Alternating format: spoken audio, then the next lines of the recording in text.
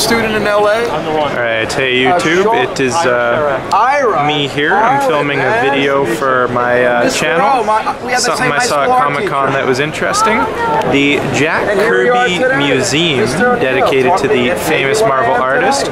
They're raising money for a location in Lower Manhattan, selling all kinds of nice and wonderful items, and they're actively soliciting for donations. I want to encourage everyone viewing my channel to donate to this, and if there's one guy who really deserves it, it's Jack, because when you look at some of the art and things that he's done, he's more than deserving.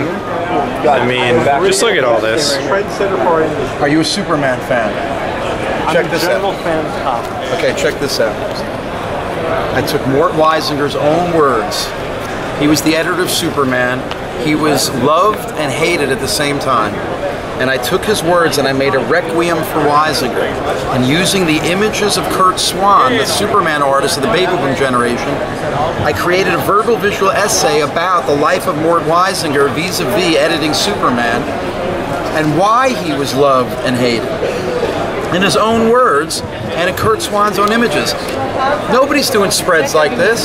Look at that juxtaposition of images, all by the same artist. But it's about what we love about Superman. And we get into identity issues. I go into the whole psychosexual thing with Lois Lane, and the jealous feelings Weisinger had for his own creation. And then look, he ends up going to a psychiatrist. And I mean, these are found images. You see this image? I didn't Photoshop this. This is found comic art that I've reassembled as a verbal visual essay, which is what I did for the Kirby Museum and the auteur theory of comics, saying how Kirby should be considered, like the great film directors, the auteur of their comics work, not this guy. So when you look at layouts like this, I'm saying that Lee and Kirby were like the Lennon-McCartney of comics in the 1960s. The same revolution in rock and roll that the Beatles brought, so too did Jack Kirby and Stan Lee do with Marvel Comics in the 60s. Look at what I do with Spider-Man.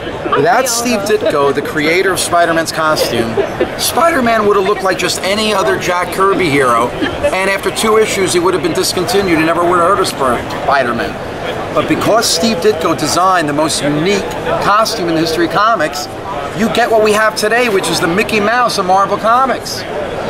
You see what I'm saying? And does Steve Ditko, who created the corporate logo for one of major corporations, get a dime? No. By Disney.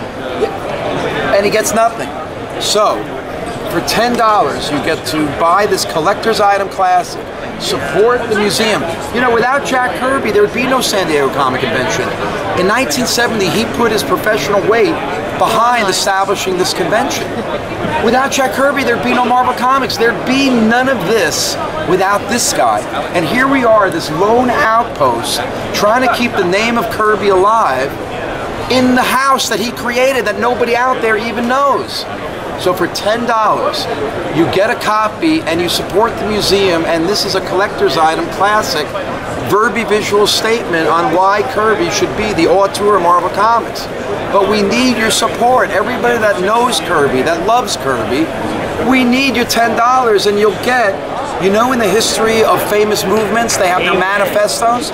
Years from now, they'll talk about where did the auteur theory of comics begin? At San Diego in 2012, when Arlen Schumer and Rand Hoppe of the Jack Kirby Museum published the auteur theory of comics, establishing that the artist in a visual medium like comics should be considered the de facto co-creator of the comic book work. What would you say to someone who has never heard of him before? Imagine with a teleprompter with prepared material what I could do. I was off the cuff. What would you say to someone that's never heard of him before and why they should donate to the museum? We'll come back. Okay.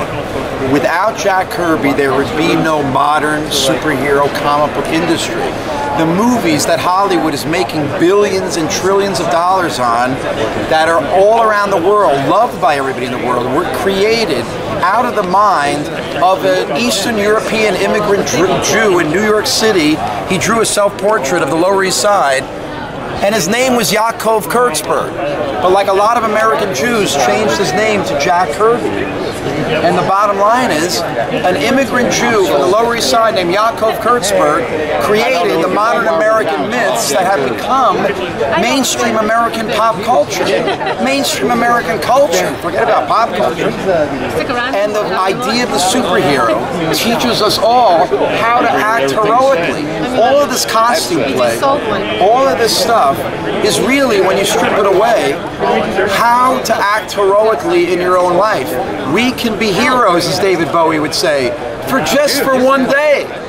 Or we could be heroes in our lives. Superheroes teach us how to act heroically. Did that answer your question? Yep, you've sold me, man. I hope you guys do good with your work. I love you.